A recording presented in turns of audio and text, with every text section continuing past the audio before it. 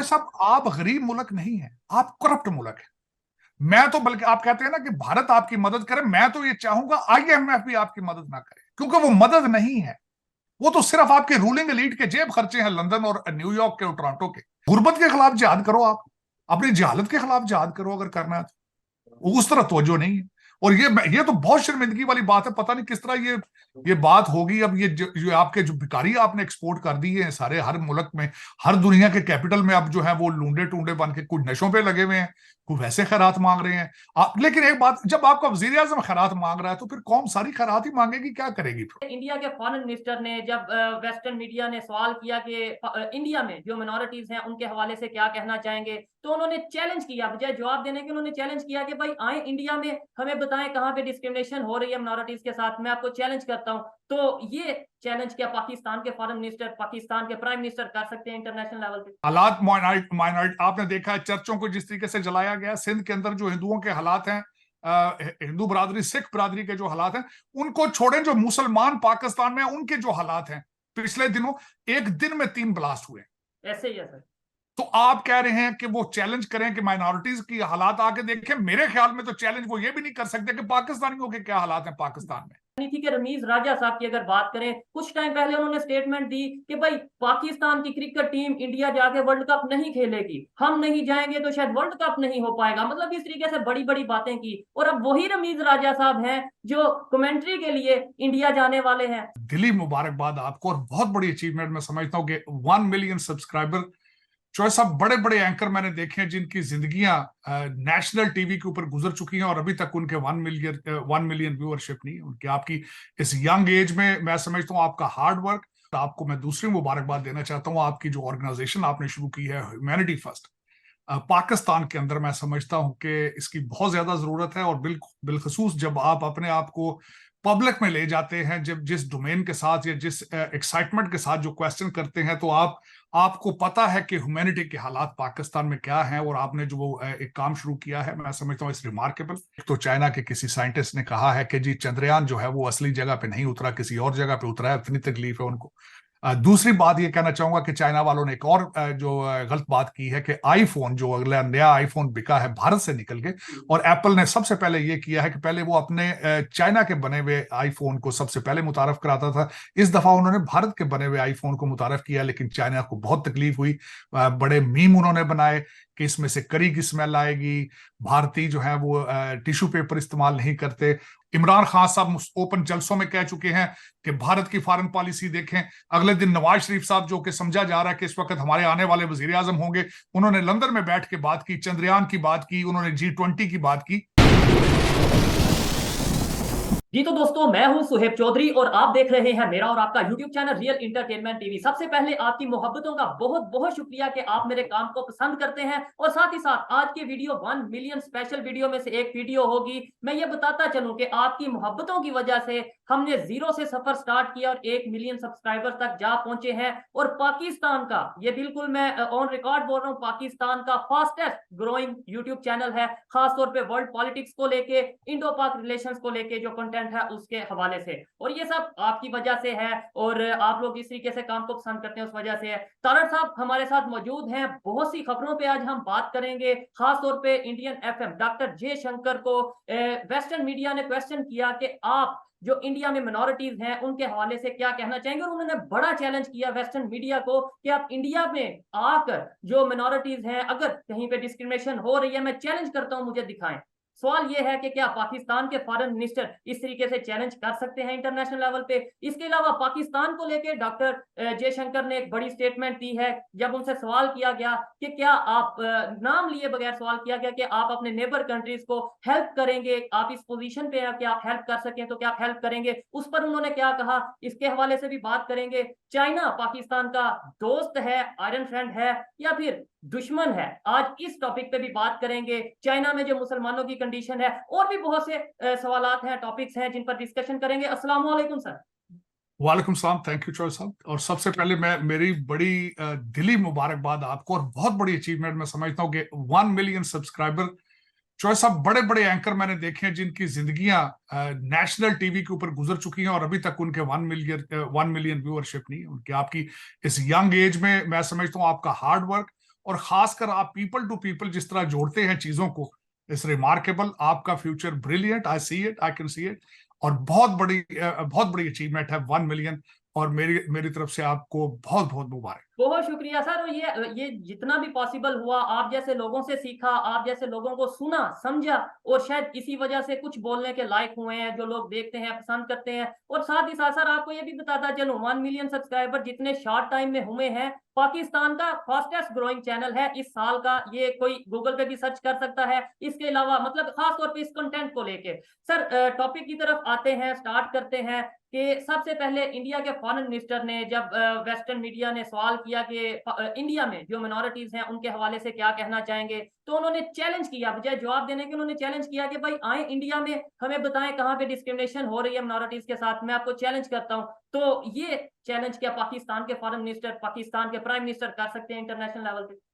मैं सबसे पहले तो चौर साहब, बल्कि एक चीज मैं और मेंशन करना चाह रहा था, खासकर आपको मैं दूसरी मुबारकबाद देना चाहता हूं। आपकी जो ऑर्गेनाइजेशन आपने शुरू की है, ह्यूमैनिटी फर्स्ट, पाकिस्तान के अंदर मैं समझता हूं कि इसकी बहुत ज्यादा जरूरत है। और बिलखसूस जब आप अपने आप को पब्लिक में ले जाते हैं, जब जिस डोमेन के साथ या जिस एक्साइटमेंट के साथ जो क्वेश्चन करते हैं, तो आपको पता है कि ह्यूमैनिटी के हालात पाकिस्तान में क्या हैं, और आपने जो एक काम शुरू किया है, मैं समझता हूँ इस रिमार्केबल। अब चौधरी साहब, डॉक्टर जयशंकर साहब की स्टेटमेंट के बारे में कंपैरिजन तो खैर नहीं बनता। मैं दो चीजें कहना चाहूंगा कि डॉक्टर जयशंकर आज भी अभी तक वाशिंगटन डीसी में है, मैं जहां बैठा हूं, और आज से कुछ तकरीबन 2 या 3 घंटे पहले उन्होंने फिर सवाल जवाब का एक सिलसिला भारत की एम्बेसी के अंदर किया था। और उससे पहले भी उन्होंने काउंसिल ऑन फॉरेन अफेयर्स, वहां उन्होंने क्वेश्चन आंसर लिए। फिर हडसन इंस्टीट्यूट के अंदर गए और वहां उन्होंने इसी तरह क्वेश्चन आंसर, उनकी सारी प्रेजेंटेशन थी, मैं समझता हूँ बड़ी डिटेल के साथ उन्होंने हर इशू को कवर किया है। और बहुत सारे जर्नलिस्ट उनके साथ ट्रैवल कर रहे हैं भारत से। बल्कि मैं कल परसों वर्जीनिया में एक रेस्टोरेंट के अंदर गया, और वहां पे सारे जो लोग थे वो भारत से, जो उनके साथ आए थे, वो वहां पे डाइन इन कर रहे थे। तो जो, और दूसरा मैं एक चीज यहाँ पे बताना चाहूंगा, जो एक मैंने ट्वीट भी किया है, जो मुझे सख्त अफसोस भी हुआ है। आप कंपैरिजन की बात कर रहे हैं, सबसे पहले हमारी जो इस वक्त यूनाइटेड नेशंस के अंदर, हमारे जनरल असेंबली के अंदर हमारे प्राइम मिनिस्टर साहब आए, क्या उनका कोई अखलाकी जवाब बनता था वहां आने का? सबसे पहले तो वो ही नहीं बनता था। वो इस तरीके से, क्योंकि वो केयर टेकर प्राइम मिनिस्टर हैं, और उनका सिर्फ और सिर्फ ऑब्जेक्टिव ये है कि 90 डेज के अंदर फेयर और स्पीडी इलेक्शन कराए। तो यूनाइटेड नेशन के अंदर उनका तो बनता ही नहीं था, क्योंकि उनके पास मैंडेट ही मौजूद नहीं है, इज नॉट इलेक्टेड। तो वही बात हुई है वहां पे, वो ना सिर्फ वो यूनाइटेड नेशन जनरल असेंबली में आए, बल्कि एक और इस वक्त रूमर्स हैं, सारी बातें उड़ रही हैं कि वो अपने बच्चों को लेकर पहले तो फ्रांस गए, वहां एफल टावर के ऊपर गए, वहां उन्होंने वहां डिनर किया, और उसका बिल भी सुना है, मेरी कंफर्म खबर नहीं है, कि पाकिस्तान एम्बेसी ने दिया। फिर लंदन गए, वहां से कोशिश करते रहे किसी को मिलने की, किसी ने मुलाकात का टाइम दिया। फिर सऊदी अरेबिया चले गए, 12 दिन का 15 दिन का दौरा था उनका, सिर्फ यूनाइटेड नेशन जनरल असेंबली के अंदर खिताब करने का। और मैं नहीं समझता कि उससे पाकिस्तान को कुछ फायदा हुआ है, नंबर 1। दूसरी, आप जो बात कर रहे हैं माइनॉरिटीज के हवाले से, हालात माइनॉरिटी आपने देखा है, चर्चों को जिस तरीके से जलाया गया, सिंध के अंदर जो हिंदुओं के हालात हैं, हिंदू बरादरी, सिख बरादरी के जो हालात हैं, उनको छोड़ें, जो मुसलमान पाकिस्तान में उनके जो हालात हैं, पिछले दिनों एक दिन में 3 ब्लास्ट हुए। ऐसे ही है सर। तो आप कह रहे हैं कि वो चैलेंज करें कि माइनॉरिटीज की हालात आके देखें? मेरे ख्याल में तो चैलेंज वो ये भी नहीं कर सकते कि पाकिस्तानियों के क्या हालात हैं पाकिस्तान में, सर ये अगर देखा बड़ी जाए बात है तो। उसमें जी। उसमें जो सब, जो मैं समझता हूं इस वक्त पाकिस्तान को पाकिस्तानियों ने बचाना है। इस वक्त आपकी जो रूलिंग एलीट है, वो सारी, they are not based in Pakistan, वो सारे बाहर से आते हैं, बाहर चले जाते हैं फौरन। आज भी आपके किस्मतों के फैसले दुबई और लंदन में होते हैं, जो अफसोस के साथ। और जो आपकी रूलिंग एलीट है, उन सब के बच्चे बाहर बैठे हैं। और सर उसमें माजरत के साथ आपको थोड़ा सा, ये भी अजान की आवाज आपको आ रही होगी, अजान हो ले, 2 मिनट का बस वेट करें। तो सब, जिस तरह मैं आपसे बात कर रहा था कि डॉक्टर जयशंकर साहब का जो दौरा है, अगर उसको देखा जाए तो उन्होंने, मैं इससे बेहतर दौरा किसी फॉरेन मिनिस्टर का चौधरी साहब नहीं हो सकता। वो इस तरीके से उनकी मुलाकातें देखें, एक तो वो यहाँ पे वॉशिंगटन डीसी के लिए, he is not a stranger, वो यहाँ पे रह के जा चुके हैं काफी अरसा, as a DCM, deputy chief mission ambassador रह के जा चुके हैं। और उसके बाद उनके दौरे, जिस मैं समझता हूँ जो हाईएस्ट रैंकिंग जो हमारी अमेरिकन ब्यूरोक्रेसी है उनसे मीटिंग्स उनकी हुई, टोनी बिल्कन से, जैक सॉल्वन से, और उसके बाद जो ट्रेड रिप्रेजेंटेटिव है उसके साथ भी मीटिंग्स हुई हैं। और फिर उन्होंने एक जो थिंक टैंक के रिप्रेजेंटेटिव थे उनके साथ उन्होंने एक मीटिंग की।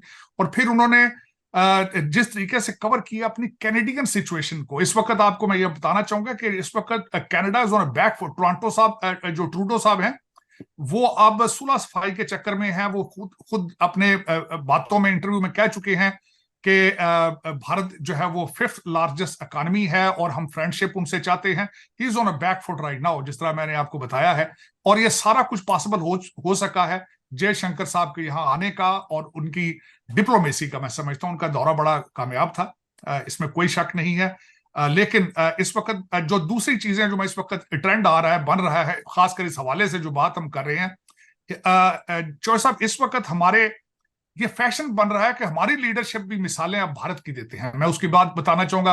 इमरान खान साहब ओपन जलसों में कह चुके हैं कि भारत की फॉरेन पॉलिसी देखें। अगले दिन नवाज शरीफ साहब, जो कि समझा जा रहा है कि इस वक्त हमारे आने वाले वजीर आजम होंगे, उन्होंने लंदन में बैठ के बात की, चंद्रयान की बात की, उन्होंने G20 की बात की।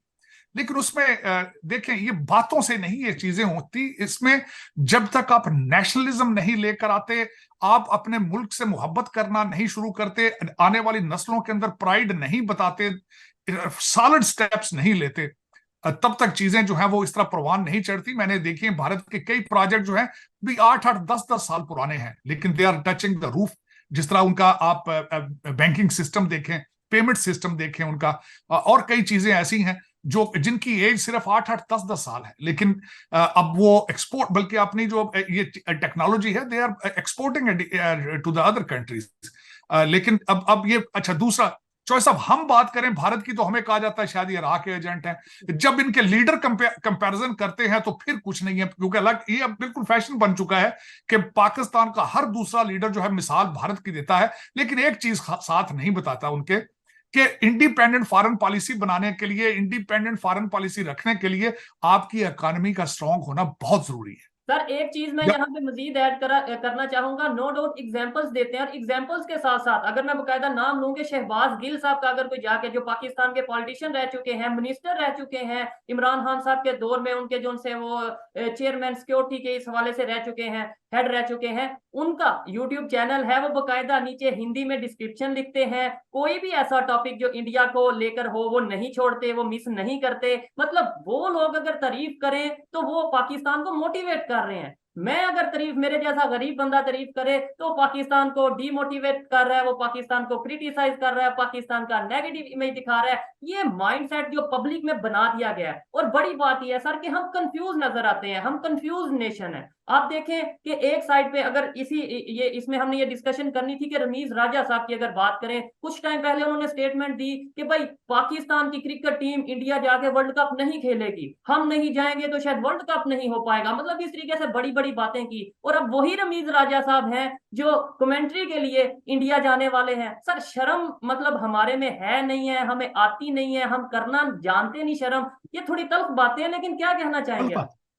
चौधरी साहब, मैं इस पे ये कहना चाहूंगा कि बल्कि जो इस वक्त आपके साथ उनके क्रिकेट के बोर्ड के जो अशरफ साहब है वो गए, उन्होंने भारत जा रहे थे और उससे पहले कहा कि हम एनिमिक कंट्री के अंदर जा रहे हैं। उनको भी, उसके भी एक खबर थी डॉन न्यूज, मेरी नजर, भाई आप वहां जा रहे हैं, आपको ये इस तल्ख अल्फाज इस्तेमाल करने की क्या जरूरत है? और फिर उसके साथ अगर मैं एक और चीज आपको बताना चाहूं, 7 साल के बाद हमारी टीम वहां पे गई है और हैदराबाद में जिस तरीके से उनका इस्तकबाल हुआ है, आप हैरान हो जाएंगे। मैं उसकी सारी खबरें मैंने देखी, मेरी नजर से गुजरी है।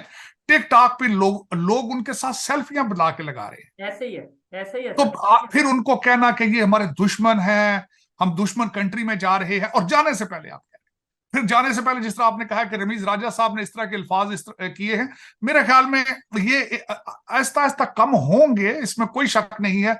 अब मेरे जैसे ये कई और इस तरह के लोग हैं जो ये रियलाइज करते हैं कि हमारा जो पिछला 76 साल का जंगों का और नफरतों का जो तजर्बा था वो कामयाब नहीं रहा है। अब लोग समझते हैं people to people we are the same people, हम में कोई फर्क नहीं है अगर देखा जाए। और मैं हमेशा जब भी एक भारत फर्क की है मिसाल, सर, एक फर्क है, हमारे और उनके विजन में बहुत फर्क है। हमारे और उनकी जो एक मतलब ये है कि उनकी मंजिल है, उनका टारगेट है, उसमें बहुत फर्क है। हमें तो विजन का पता नहीं, हमें पता नहीं हमने कहाँ जाना है, पाकिस्तान को किस डायरेक्शन पे लेके जाना है। उन्हें पता है कि उन्होंने थर्ड लार्जेस्ट इकोनॉमी बनना है, फर्स्ट लार्जेस्ट इकोनॉमी बनना है। उन्हें पता है कि उन्होंने किस तरीके से दुनिया में अपने रिलेशंस को बेहतर करना है। ये फर्क तो है सर। नहीं फर्क, लेकिन उसमें चॉइस, मैं हमेशा ये कहता हूं कि खुदा करे कि अगर उनको एक चाय वाला मिला है और have taken it to the next level, हो सकता है हमें कोई दूध पत्ती वाला, हमें कोई समोसे वाला मिल जाए, हमें कोई लस्सी वाला पकौड़े वाला मिले। मिल जाए। क्योंकि उसमें वजह यह है कि चॉइस साहब, हमारे जो ऑक्सफोर्ड ग्रेजुएट हैं, हमारे जितने हार्वर्ड ग्रेजुएट हैं, वो फेल हो चुके हैं। वो जी। सिर्फ मनी लॉन्ड्रिंग और लूट में बिजी रहे हैं। और मैं हमेशा ये कहता हूं कि मोदी साहब जैसा मॉडल हमें मिलना चाहिए। और उसकी एक मिसाल, मैं एक मेन वजह बताना चाहता हूं कि हमेशा मैं भारत का क्यों मॉडल सामने रख के बात करता हूं कि हमें भारत के मॉडल को कॉपी करना चाहिए। क्योंकि हमारे मिजाज मिलते हैं, हमारे मसाइल मिलते हैं, हम एक ही वक्त में आजाद हुए हैं, हमारे मुश्किलात मिलती हैं, सोचें मिलती हैं, और उसको अडॉप्ट करना हमारे लिए आसान होगा वर्सेस कि हम यूरोपियन मॉडल के पीछे चलते हैं हमेशा, या हम एक ब्रिटिश, अभी तक हम ब्रिटिश माइंडसेट से ही नहीं निकल सके। जिस तरह मैंने आपको कहा है कि आपकी सारी लीडरशिप, आपकी सियासी ब्यूरोक्रेसी, आर्मी, जजेस, सारे ब्रिटिश माइंडसेट है उनका, ये ज्यादती है इनको। और दूसरा, मैं जिस तरह आपको पहले कहता हूं कि सबसे बड़ा फर्क ये है कि भारत के जितने पुराने वजीर आजम होते हैं, भारत के जितने रिटायर्ड जजेस और जितने आर्मी जनरल होते हैं, सारे भारत में बैठे हैं। लंदन मूव नहीं होता। हमारे तो निकलते हैं तो फौरन शाम को ही शिफ्ट हो जाते हैं लंदन। ये बड़ा मेजर फर्क है। बिल्कुल आपकी बात ठीक है, माइंड सेट में फर्क है। लेकिन डीएनए सेम है, ये मैं जरूर कहूंगा। कई लोग कहते हैं हमारा डीएनए सेम नहीं है, डीएनए हमारा सेम है। मैंने इस पर बहुत रिसर्च की है। और अगर डीएनए सेम है और अगर हम कोशिश करें तो चीजें चेंज हो सकती हैं, बिल्कुल उसी तरह जिस तरह उन्होंने की है। लाहौर से 100 मील के फासले पे जब G20 हो रही थी, तो मैंने कहा था कि लाहौर से 100 किलोमीटर के फासले पे दुनिया कुछ और है और हमारी तरफ दुनिया कुछ और है। लेकिन अगर हम पाकिस्तानी बनने की कोशिश करें, अच्छे इंसान बनने की कोशिश करें, अच्छे मुस्लिम बनने की कोशिश करें, तो मेरे ख्याल में थिंग्स आर पॉसिबल। एक तो हम सबसे बड़ी बात यह है कि हमने इस्लाम को समझने की कोशिश नहीं की एज ए फॉरेन रिलीजन। और उसमें अगर समझने की कोशिश भी की है तो हमने अपनी मर्जी का इस्लाम समझने की कोशिश की है। हालांकि जिस मजहब का नाम सलामती हो, पीस हो, वो नफरतें नहीं फैला सकता, लेकिन हम उनमें से ढूंढ ढूंढ के नफरतें इस्लाम में से उसका प्रचार करते हैं, जो विच इज मैं समझता हूं कि गलत है। अब देखते आने वाले दिनों में, आई एम वेरी ऑप्टिमिस्टिक, बेहतर होगा। बेहतर की उम्मीद रखनी चाहिए। उम्मीद बेहतर की रखनी चाहिए सर। एक चीज जो मैंने इंडिया वालों में, क्योंकि आप शायद जानते होंगे कि मेरी ज्यादातर व्यूअरशिप जोन सी है, क्योंकि हम कंटेंट इंडो पाक रिलेशन को लेकर करते हैं, इंडिया से ज्यादातर देखा जाता है। एक चीज मैंने ऑब्जर्व की है, जो पाकिस्तान की गवर्नमेंट को 76 साल में समझ नहीं आई, हमारे अदारों को 76 साल में समझ नहीं आई, शायद हमारी पब्लिक को भी 76 साल में समझ में नहीं आई कि इंडिया वालों को अगर आप भारत को प्यार से कोई भी चीज मांगेंगे, शायद वो जान भी दे देंगे। लेकिन हमारी हालत ये है, हमारी कंडीशन ये है कि रोटी खाने को पैसे नहीं है, लेकिन हम कहते हैं कि जज्बे के साथ हम लाल किले पे झंडा लहरा देंगे, जज्बे के साथ जो सा हम जो सा वो पूरा दिल्ली हैदराबाद को फतह कर लेंगे। ये चीजें जब वहां पे सुनी जाती हैं तो फिर वो पहले तो गुस्सा करते थे, अब वो मजाक करते हैं, वो हंसते हैं। बिल्कुल हंसना चाहिए भी। और दूसरा, जो सबसे पहले मैं फर्स्ट हैंड इंफॉर्मेशन आपको बताना चाहता हूं कि मैं हर दूसरे साल भारत खुद जाता हूं। और मैं आप सोच नहीं सकते कि मैंने ऐसी ऐसी जगहों पे जाके मैं उनको बताता हूं जानबूझ के, उनका रिएक्शन देखने के लिए कि मैं पाकिस्तानी हूं। मैं ये नहीं कहता मैं अमेरिकन हूं, मैं पाकिस्तानी बताता हूं। आप सोच नहीं सकते कि वो कितना प्यार करती है दुनिया, आप सोच नहीं सकते। आप सोच, मैं एक दफा एक सरकारी डेलीगेशन के साथ गया था, मेरे साथ सारे अमेरिकन थे। उस न्यू दिल्ली के एक होटल में हम ठहरे हुए थे, सारा वो डिप्लोमेटिक एरिया था। मैं हैरान हूं, जितने अमेरिकन होते थे उनकी वो तलाशी लेते थे। जब मैं उनके साथ लाइन में लगता था, मुझे वो अक्सर कहते थे कि ताड़ साहब आप इधर से गुजर गए, तुसी तो साडे बंदे। सर क्या बात है हम सर, ये सिर्फ, मोहब्बतों की बात है ना, ये समझने की बात है। और ये तभी पॉसिबल होता है जब पीपल टू पीपल कनेक्शन हो। हमारे यहाँ पे शायद अब जब मैं इस फील्ड में आया हूं तो मुझे ये भी समझ आ रही है कि शायद जानबूझ के मीडिया के थ्रू नफरतें फैलाई गई हैं कि कहीं लोग आपस में ज्वाइंट ना हो जाएं। लोग पीपल टू पीपल आपस में कनेक्शन करेंगे तो ये जितना भी प्रोपोगंडा है ये तो एक्सपोज हो जाएगा, जो हमारी साइड से या जो ओवरऑल किया जाता है। सर ये डेफिनेटली चीजें हैं। नेक्स्ट सवाल की तरफ चलते हैं, क्वेश्चन की तरफ चलते हैं कि पाकिस्तान के बारे में डॉक्टर जयशंकर से सवाल किया गया नाम लिए बगैर। उन्होंने बोला कि आपके जो हमसाया कंट्री हैं, जिस तरीके से अब आप इस टाइम पोजीशन रखते हैं कि लोगों की यानी दूसरे कंट्रीज की हेल्प कर सकें, तो क्या आप अपने हमसाया की हेल्प करेंगे? उन्होंने बोला श्रीलंका की हमने हेल्प की, दुनिया देख रही है कि जैसे मुश्किल वक्त में हेल्प की, लेकिन पाकिस्तान की अगर बात करें तो उनके मसाइल वो हैं जो शायद हेल्प करने वाले ही नहीं है। मतलब उनका इशारा ये था, क्रॉस बॉर्डर टेररिज्म के हवाले से था, उनका इशारा ये था कि हमारी जो सी है अदारों की इंटरफेरेंस को लेके है कि हम किसके साथ मिलकर काम करें। नाम लिए बगैर उन्होंने ये बात की। क्या कहेंगे आप? इसमें चौसा मेरी मेरी मेरी जिसमें एक आप कंट्री बल्कि भूल रहे हैं, बांग्लादेश की मदद की उन्होंने। जी बांग्लादेश को भी जब गए थे मोदी साहब, इन्होंने वहां पे उनको ग्रांट भी दी थी, लोन भी दिए थे, श्रीलंका को भी दिए थे। नेपाल को मुसलसल हेल्प करता है भारत मुख्तलिफ तरीकों के साथ। और मैं ये समझता हूं कि अगर खैर मैं तो खैर इस चीज के हक में ही हूं कि पाकिस्तान को मदद चाहिए ही नहीं। मैं अगर मैं नहीं समझता कि पाकिस्तान एक गरीब मुल्क है। पाकिस्तान एक एक करप्ट मुल्क है, गरीब मुल्क नहीं है। आपने आजकल एक ट्रेंड नहीं देखा होगा कि जहां वो डॉलर ढूंढने के लिए छापे मारते हैं, वहां से अरबों रुपए निकलते हैं, ऐसे ही है। ट्रकों से लेके जाना पड़ता है। तो ऐसा मेरा आपसे क्वेश्चन है, गरीब मुल्कों के अंदर इस वक्त जितनी V8 टोयोटा आपके लाहौर, इस्लामाबाद, कराची में चल रही है, गरीब मुल्कों में चलती है वो? नहीं, ऐसा नहीं होता सर। जी, आप आज चले जाएं, PC लाहौर में चले जाएं, सरीना चले जाएं, आप शेरेटन हर होटल में चले जाएं, कमरा ही नहीं मिलता। सर किसी शादियां होती ब्रांड हैं। की ओपनिंग होती है तो वहां पे रश ऐसे लगता है कि शायद शायद वो ब्रांड वाले फ्री कुछ खाना दे रहे हैं या कुछ फ्री फ्री आइटम्स दे रहे हैं, ऐसा रश तो लगता सब आप गरीब मुल्क नहीं है, आप करप्ट मुल्क है। मैं तो बल्कि आप कहते हैं ना कि भारत आपकी मदद करे, मैं तो ये चाहूंगा IMF भी आपकी मदद ना करे, क्योंकि वो मदद नहीं है। वो तो सिर्फ आपके रूलिंग एलीट के जेब खर्चे हैं, लंदन और न्यूयॉर्क के और टोरंटो के। वो जो पैसा IMF से या सऊदी अरेबिया से आप जो लेते हैं UAE का, वो तो पाकिस्तान पहुंचता ही नहीं। उसकी मेजोरिटी तो वो सारी चली जाए। आज तक किसी गवर्नमेंट ने बताया, आज जो गवर्नमेंट बैठी है, कोई सवाल उनसे कर सकता है कि IMF के पिछले पैसे आए हैं वो कहां गए? है ऐसे ही।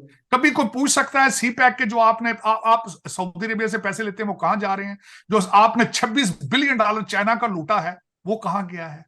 बल्कि मैं अगला सवाल उस पर मैं डिटेल में जाना चाहूंगा कि डेफिनेटली चाइना के साथ क्वेश्चन आप क्या। यही है कि चाइना, कहा यह जाता है पाकिस्तान में बच्चे बच्चे को बताया जाता है कि चाइना आयरन फ्रेंड है, हर मुश्किल वक्त में कोहे हिमालय से ऊंची दोस्ती है, ये है वो है। लेकिन CPEC ने सर, ये डॉक्टर जयशंकर ने भी जिक्र किया, नाम लिए बगैर उन्होंने प्रोजेक्ट्स के बारे में इशारा किया। सर CPEC के बारे में कहा जाता था गेम चेंजर है, 50 साल पाकिस्तान बिल्कुल कोई काम भी ना करे, बैठ के पाकिस्तान की पब्लिक खाएगी। तो ये समझता हूँ ये तो उल्टा हमारे सर पे अजाब, हमारे सर पे बोझ बना हुआ है। ना तो ये प्रोजेक्ट पूरा हो रहा है, उल्टा हमें इसकी वजह से मकरूज होना पड़ रहा है।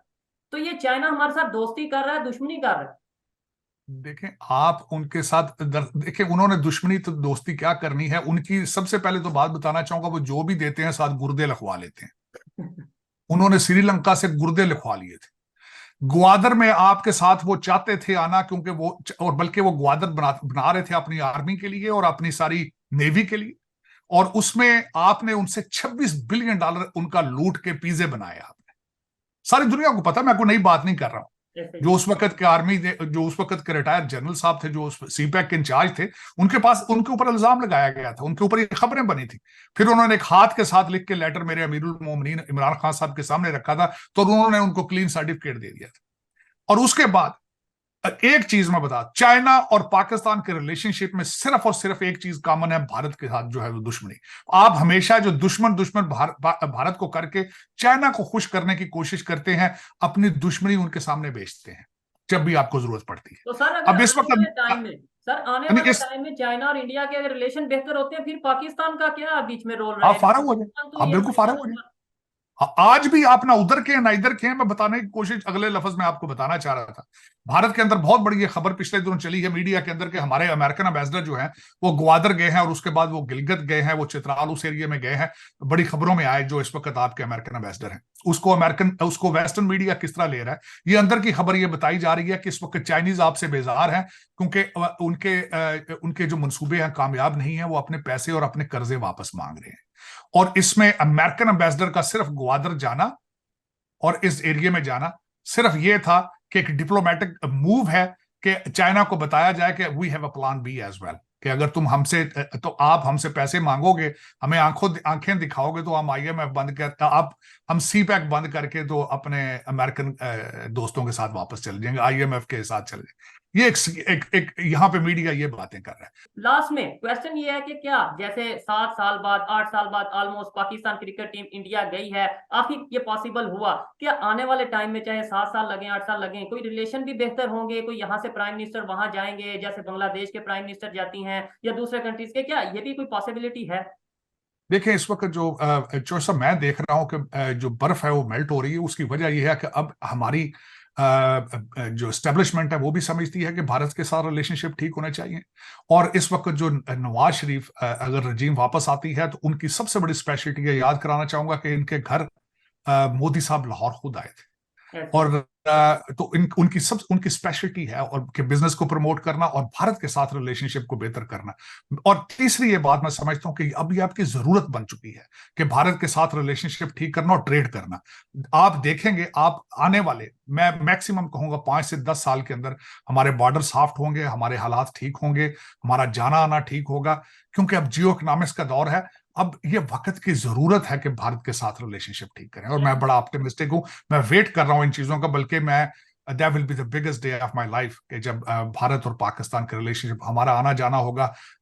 भारत के हमारे दोस्त लाहौर आया करेंगे और लाहौर के हमारे दोस्त अमृतसर और दिल्ली जाया करेंगे। I am waiting for that period. ऐसा ही है, आपने 5-10 साल की बात की, मैं तो कहता हूँ 5-10 दिनों में ऐसा हो तो बहुत अच्छी बात होगी, लेकिन जो पॉसिबिलिटी है, जो रियलिटी है, उसी के बेस पे काम होगा। सर लास्ट में आप वर्ल्ड पॉलिटिक्स जो लेटेस्ट डेवलपमेंट पूरे हफ्ते में रही है और आने वाले टाइम में हफ्ते में क्या आप देख रहे हैं? अगर रशिया यूक्रेन की बात करें, अगर कनाडा भारत की बात करें, अगर अमेरिका की बात करें, और खास तौर पे जो जयशंकर साहब का विजिट है उस हवाले से बात करें, ओवरऑल क्या कहेंगे आप, वाइंड अप कैसे करेंगे? इसमें चॉइस ऑफ वाइंड अप इस तरह करना चाहूंगा। एक तो सबसे बड़ी बात जो इस वक्त चल रही है, उसमें जो बायसे तकलीफ है वो मेरे लिए, मैं समझता हूं कि एक तो चाइना के किसी साइंटिस्ट ने कहा है कि जी चंद्रयान जो है वो असली जगह पे नहीं उतरा, किसी और जगह पे उतरा है, इतनी तकलीफ है उनको। दूसरी बात ये कहना चाहूंगा कि चाइना वालों ने एक और गलत बात की है कि आईफोन, जो अगला नया आईफोन बिका है भारत से निकल के, और एप्पल ने सबसे पहले ये किया है कि पहले वो अपने चाइना के बने हुए आईफोन को सबसे पहले मुतारफ कराता था। इस दफा उन्होंने भारत के बने हुए आईफोन को मुतारफ किया, लेकिन चाइना को बहुत तकलीफ हुई। बड़े मीम उन्होंने बनाए कि इसमें से करी की स्मेल आएगी, भारतीय जो है वो टिश्यू पेपर इस्तेमाल नहीं करते, और इस तरह का प्रोपेगेंडा उन्होंने किया कि जो कि बहुत गलत है। मैं समझता हूं कि चाइना को इतनी तकलीफ होती। जो अगली खबर जो मैं समझता हूं, पाकिस्तान में 3 ब्लास्ट हुए, और अफसोसनाक बात है कि जो एक ट्रेडिशनल बात होती है कि उन्होंने ब्लेम कर दिया कि ये रा ने किया था, जो मेरे ख्याल में ये आंसर होता है कि इसका कुछ नहीं बनेगा। ये एक गलत बात थी, मैं इससे एग्री नहीं करता। अजरबैजान और आर्मीनिया के खिलाफ जो है वो आपस में उनकी जंग, और वहां पे एक स्पेशल टेरिटरी, और वहां से मुहाजिरीन जो है वो उठ के जा रहे हैं। एक तो उसकी बहुत बड़ी खबर थी। अमेरिकन एम्बेसडर साहब का जो दौरा था उसके बारे में मैंने बात की। फ्रांस जो है वो नाइजर से निकल रहा है और वहां से अपना एम्बेसडर भी लेके जा रहा है। और 9 जो पुरानी फ्रेंच कॉलोनीज थी वहां पे आर्मी ने टेक ओवर कर लिया अफ्रीका में। So Africa is getting unstable at the same time. उसके बाद मैं समझता हूं जो सबसे बड़ी बात मैं बताना चाह रहा था, जो इसको कंक्लूड करना चाहूंगा, कि जो शायद पहले भी एक दफा हमने बात की कि भारत के बाद, भारत की सरजमीन से बाहर बहुत बड़ा मंदिर जो है, जो वो न्यू जर्सी में, उसके बारे में, रॉबिन्सन विल न्यू जर्सी में जो बन रहा है, 12 साल लगे हैं उस मंदिर को बनाने के लिए। और मैं खुद सोच रहा हूं कि जाके उसको विजिट करके आऊंगा। रिमार्केबल। उनकी जो ऑर्गेनाइजेशन है उसका नाम है BAPS। उनके 3 मंदिर हैं, पहले एक गुजरात के अंदर है, एक न्यू दिल्ली के अंदर है। 183 एकड़ जमीन के ऊपर जो है वो मंदिर बना है। मैंने उसकी कुछ तस्वीरें देखी हैं, और आज वॉशिंगटन पोस्ट ने उसके ऊपर आर्टिकल लिखा है। मैं जो ये सारी जो इंफॉर्मेशन है मैंने वॉशिंगटन पोस्ट से पढ़ी है। स्वामी नारायण है जो उनके एक सेक्ट है, उन्होंने ये मंदिर बनाया है। इसको उसके अंदर एक 49 फुट ऊंचा जो उसमें मुजस्मा लगाया गया है, उसको नीलकांत वर्णी कहा जाता है, और उनका मुजस्मा है। द मिनट आप एंटर करते हैं तो वो सबसे सामने वो स्टैचू होगा।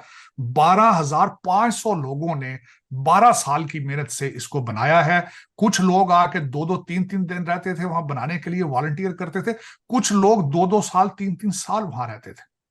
तो ये मैं समझता हूं कि it's a big achievement for भारतीय कम्युनिटी कि भारत की सरजमीन के बाद दुनिया का सबसे बड़ा मंदिर जो है उन्होंने न्यू जर्सी में बना दिया। रिमार्केबल। और जो वॉलंटियरिज्म की एक बेस्ट मिसाल है कि लोगों ने खुद अपने हाथों से बनाया है। तो मैं समझता हूँ कि इसके साथ मैं कंक्लूड करना चाहूंगा। कॉन्ग्रेचुलेशंस टू हमारे भारतीय अमेरिकन को और हमारे हिंदू भाइयों को। डेफिनेटली सर, हमेशा की तरह बहुत ही जबरदस्त सेशन रहा, मुझे बहुत कुछ सीखने को मिला। डेफिनेटली ऑडियंस को भी आपकी बातें पसंद आई होगी। ऑडियंस कमेंट में बता सकते हैं कि साजिद तारड़ साहब की गुफ्तगू, उनकी ओपिनियन आपको कैसी लगी और नेक्स्ट किस गेस्ट को रिक्वेस्ट करें हम अपने प्रोग्राम में, ये भी आप बता सकते हैं। मिलते हैं नेक्स्ट वीडियो में, तब तक के लिए पीस आउट, अल्लाह हाफिज।